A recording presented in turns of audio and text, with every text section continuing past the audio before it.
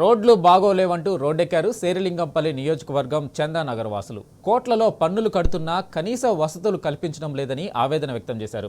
చందానగర్లోని PJR colony, Aparna hill park, Aparna silicon, Aparna గార్డెనియాల నివాసితులు తమ నిరసన వ్యక్తం చేశారు.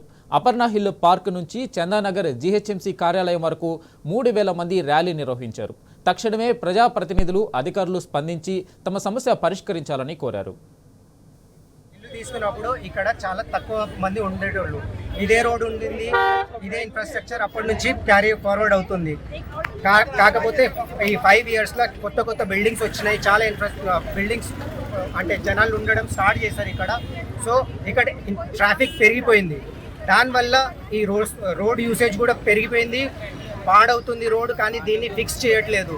ఎప్పుడైనా మేము కంప్లైంట్ ఇవ్వడానికి వెళ్తే జిహెచ్ఎంసీని ఏదో ప్యాచ్ వర్క్ చేస్తున్నారు. ప్యాచ్ వర్క్ కూడా ఎట్లా చేస్తున్నారంటే వచ్చేసి ఆ తార్ వేసేసి వెళ్ళిపోతారు, బండిల్ సొంతంగా వెళ్ళాలి, అదే ఫిక్స్ అవ్వాలి.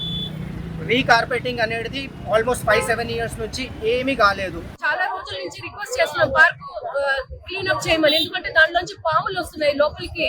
బట్ అది కూడా పట్టించుకోవట్లేదు. సో మేము ఉన్నామా లేదా చెప్తే మేము డిసైడ్ చేసుకుంటాం ట్యాక్స్ పే చేయాలా అక్కర్లేదా అని.